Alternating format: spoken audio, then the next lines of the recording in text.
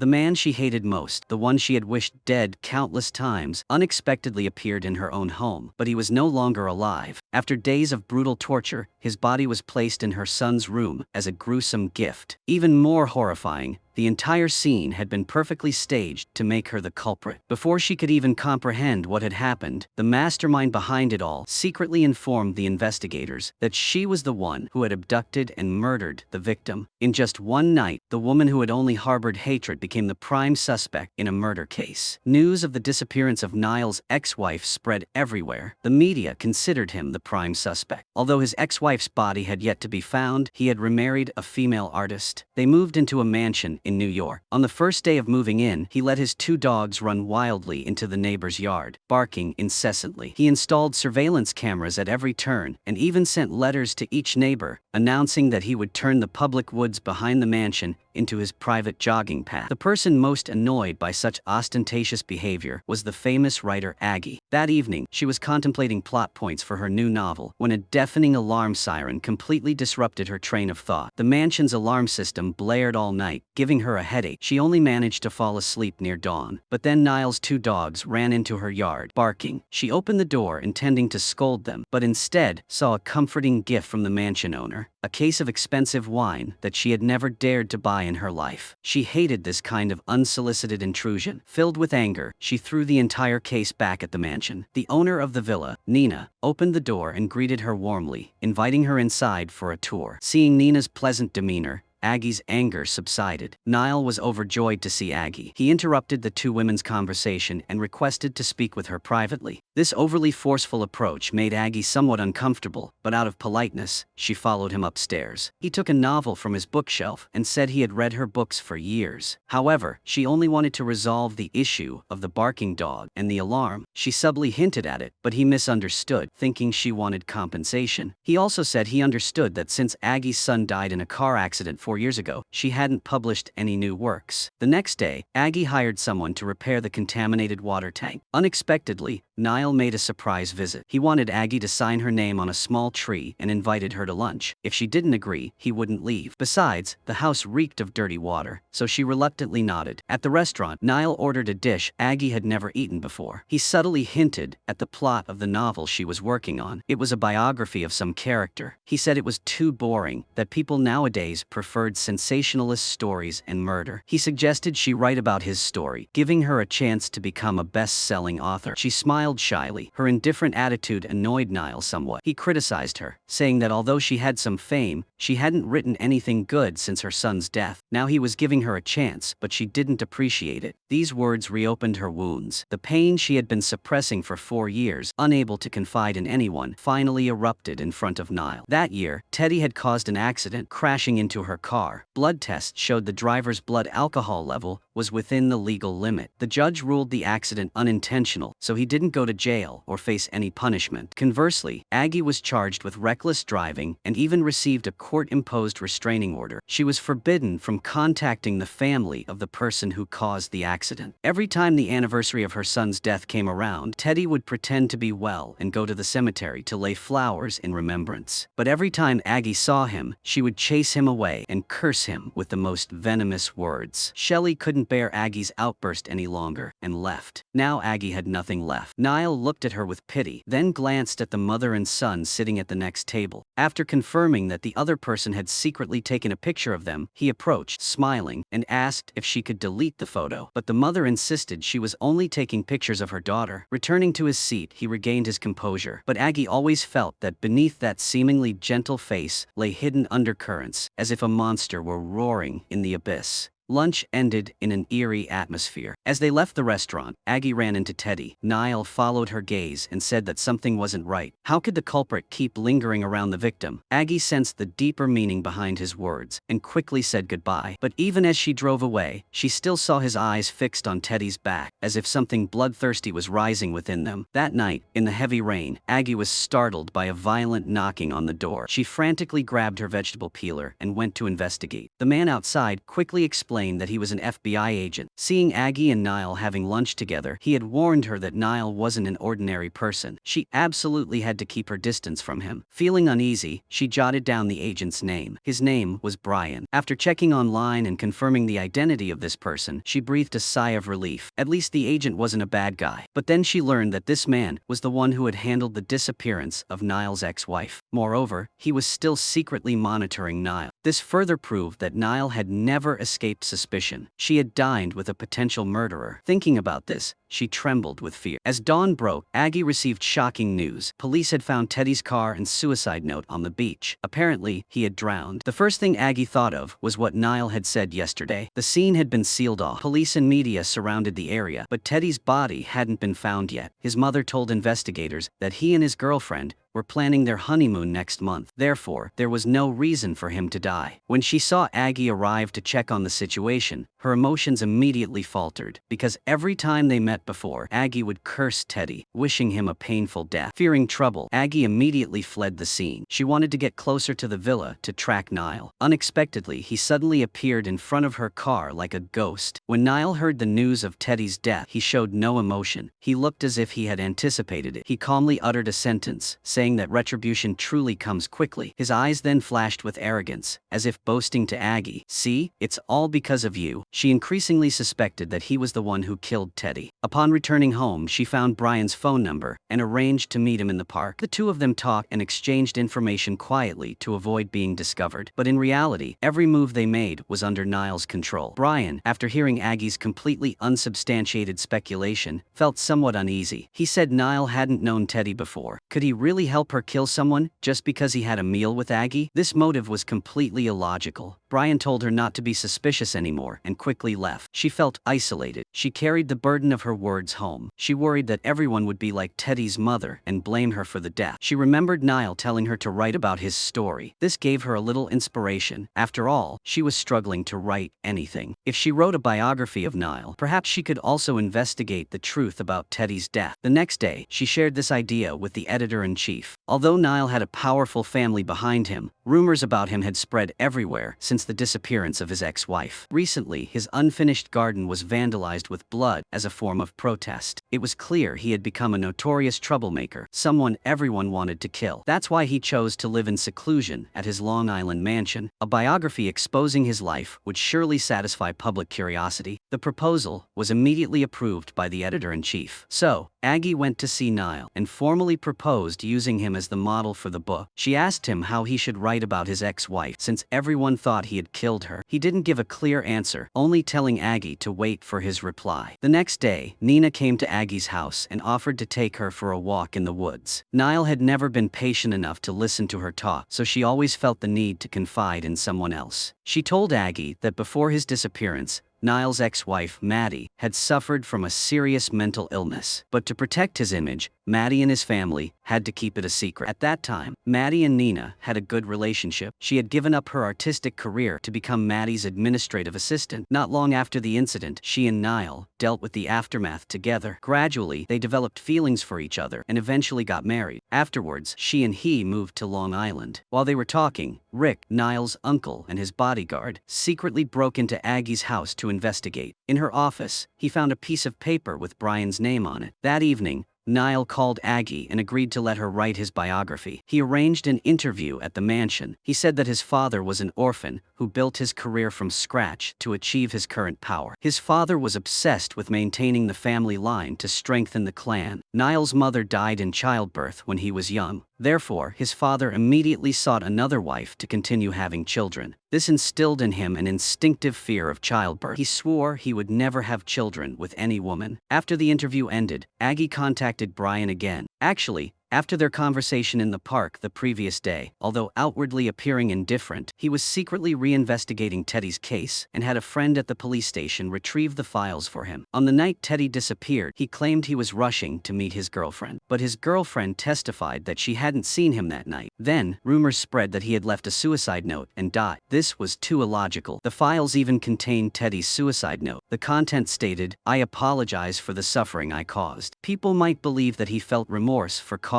Aggie's child's death, but she was sensitive to handwriting having been a writer for many years. She noticed the shaky handwriting on the letter. Perhaps the hand holding the pen was trembling. It was very likely that Nile had forced him to write it. Thinking more carefully, Maddie had also left a letter and disappeared. Now Teddy had disappeared in exactly the same way. She absolutely refused to believe that these two incidents weren't caused by the same perpetrator. She told Brian that during the recent interview, Nile had shown off the smart ring he always wore. If his heart rate exceeded 90, it would automatically activate to record his thoughts and movement data. This data was synchronized to a computer. If Nile had truly caught the perpetrator, his heart rate would certainly have increased at the time of the crime. If she could steal the data from the computer to see if Nile's heart rate increased when the perpetrator disappeared and simultaneously determine the location of the ring at that time, they would immediately know if he was the culprit. Just as she finished speaking, Nile called. He arranged to meet her at his construction site. They took the elevator up to the 20th floor. From there, people in cars looked tiny below. One wrong move and they'd fall to their deaths. An hour earlier, Nick had told Nile that Aggie and Brian were secretly in contact. Nile immediately suspected that Aggie was colluding with outsiders to harm him. He used a threatening tone to force her to tell the truth about her plans. She understood that if he knew she had no evidence, he wouldn't have brought her up here to question her. So she half-truthfully, half-lie, saying that she knew Brian was always watching Nile because he wanted to investigate Maddie's disappearance. She believed that anyone who had been in contact with Nile should be interviewed so that she could write a complete book. Otherwise, it would just be Nile's own account. Therefore, even if it were published, it wouldn't affect him. This reason temporarily calmed Nile's anger. She assured him that from now on, every interview would be approved by him beforehand. But the condition was that she wanted to interview his family members. Nile held a birthday party in his hometown and intentionally brought Aggie to meet his relatives. Taking advantage of the fact that no one was home, Brian used food wrapped in a jacket to knock out the two dogs, then used a branch to fix the camera, creating a blind spot. After that, he sneaked into Nile's office and mixed the data extracted from the smart ring. While waiting, he noticed a series of photos of Nile and Maddie in the storage box. Looking at those familiar faces, he immediately remembered the last time he saw her. His heart felt like it was being stabbed with a knife. His hand slowly reached up to touch the photo frame. But just as he was about to touch Maddie's face, he stopped, as if he was restraining himself from touching a treasure that didn't belong to him. At this point, Nile and his father heard from the congressman who was backing them that there was trouble near the Nile Garden construction site. Nile immediately lost all interest in the party. Nile had just left when Aggie immediately informed Brian to withdraw. However, due to a significant delay in data transmission, things dragged on. It wasn't until Nile's car slowly pulled into the villa that Brian returned from the backyard. A dog had woken up and lunged at Brian, biting his calf. He spent a considerable amount of time struggling with the dog. Nile heard the dog's cries and immediately rushed over. Fortunately, Brian managed to climb over the backyard wall and get back out, restoring the surveillance system. To make up for leaving Aggie behind at the party, Nile proactively arranged another meeting for her to interview Maddie's family. Before that, Aggie received a call from Shelley, but because the wound of losing their child was still there, every time they met, they argued endlessly. Aggie admitted that she was writing a biography. She wanted to find out the truth about Teddy's death. Shelley countered that if someone really killed Teddy, it could only be Aggie, because her relentless pursuit and coercion over the years had made Teddy feel that he would never be forgiven. Shelley's words could not diminish Aggie's determination. She arrived on time at Maddie's parents' house. The two admitted that they were always afraid to bring up their daughter's painful past and always avoided any topic related to her. If it weren't for Nile, they wouldn't have wanted to see Aggie. Everyone suspected Nile of killing Maddie, but her parents insisted the killer was someone else. They even praised Nile. They showed Maddie's photos and belongings. They laughed and said that her favorite hobby was keeping birds to soothe her anxiety when her bipolar disorder flared up. She was happily married to Nile, but her condition didn't improve. 2 years ago, she did something reckless, but Nile rushed her to the hospital in time. Later, they found her bird care notebook filled with entries expressing a desire to escape the world. That's when they realized she had suffered for a long time. On the day she disappeared, she wrote a suicide note. A copy was given to Aggie. Brian hired hackers to decrypt the data in Nile's smart ring. Inside, they discovered a highly encrypted live stream link. The person in the live stream was Teddy, who had been missing for some time. The link was routed through a series of VPNs, making it impossible to trace. twice, but it was enough to show just how dangerous Nile was. Therefore, Brian didn't want Aggie involved anymore. He lied to her, saying the ring contained no information and asked her to stop following Nile. He then went to the church where Nile was hiding and, armed with a gun, attempted to capture Nile. Unexpectedly, Nile suddenly said he would reveal Maddie's whereabouts. Taking advantage of Brian's momentary distraction, Nile turned and lunged at him, delivering a fatal blow to finish him off. Nile washed the blood off himself and went to Aggie's house. At that time, she was drinking to drown her sorrows. She believed Brian's words that the ring was harmless, so she temporarily dismissed her suspicions about Nile. Moreover, she felt guilty. It was rare for her to sit and drink and talk with him. Afterwards, she got drunk. When she sobered up, she found Nile standing in her son's room. He was commenting on a painting of a tiger hanging on the wall. He said that it was the strongest predator in the ocean. After catching a fish, it would thrash around vigorously before swallowing it. Since her son's accident, Aggie had closed herself off. She also locked her son's room. She didn't dare go in for fear of seeing anything that would remind her of her son, but with Nile's advice, she took the first step towards change. The two of them sat together beside the child's bed. Aggie opened up about the pains she had previously been unable to talk about. She didn't know when she had fallen asleep again from the alcohol. Nile gently lifted her and placed her on the bed. At that moment, he looked like a fox. His eyes, as he looked at her, were like those of someone calculating how much to toy with their prey before devouring it. The next morning, Nile found Brian's car. His body had been stuffed into the chassis the night before. Nile took Brian's papers and phone and calmly drove to the junkyard. Aggie received a call from Maddie's brother, who wanted to meet and talk. He was extremely agitated, saying that Nile was incredibly good at pretending and manipulating, and that it was all lies. Aggie was confused because Maddie's parents clearly trusted Nile completely. So why was Maddie's brother's attitude so completely the opposite? It turned out that a year before Nile Garden was scheduled to begin construction, the Nile family had a deficit of 200 million USD. Nile tricked Maddie's parents into investing and asked them to bring in 40 relatives to contribute capital to cover the loan. In return, they received 5% of Nile Garden's shares. Then Maddie suddenly disappeared. If Nile was suspected of murdering his wife, Nile Garden would certainly fail, and Maddie's entire family's investment would be lost. Unable to bear the truth, they were forced to believe Nile was innocent. The only thing Maddie's brother knew for sure was that she had done something reckless before, but had recovered greatly after treatment. She had no reason to do it again. After saying this, he gave Maddie's belongings to Aggie to investigate. He even told Aggie to write Maddie's story in a book so that everyone would remember her forever. Aggie took the box of belongings home. Inside were a bird care notebook and Maddie's favorite jewelry and photographs. When Aggie flipped through the notebook, she discovered a page torn in half. The tear was familiar. She had seen it somewhere before. Thinking about that, she took out the copy of the suicide note and compared it to the torn edge in the notebook. The two tears matched perfectly. Aggie remembered what Maddie's parents had said, that Nile was the one who saved her the first time she did something reckless. He was also the one who saw the notebook she kept secret, never showing it to anyone. So it was very possible that Nile killed her. Then he tore up the notebook to create a fake suicide note. Then he staged the scene to make it look like she did something reckless again. Aggie immediately texted Brian, but she didn't know that the phone was in Nile's hands at that moment. After dealing with all the evidence related to Brian, Nile went to see Teddy, who was being held captive. While anxiously wondering how to handle the situation, he saw Teddy's face. Nile suddenly came up with a perfect plan to escape. Aggie couldn't contact Brian, so she went to his house to look for clues. The house was empty, except for a piece of tape stained with blood from a dog bite. The sight was incredibly disturbing. Aggie found the decrypted USB drive in a cupboard. She plugged it into the computer, just as there was a knock on the door. She hid in the cupboard, intending to let the woman in before sneaking away, but she was caught immediately. Aggie recounted everything that had happened in the past few days. The woman said she was Erica,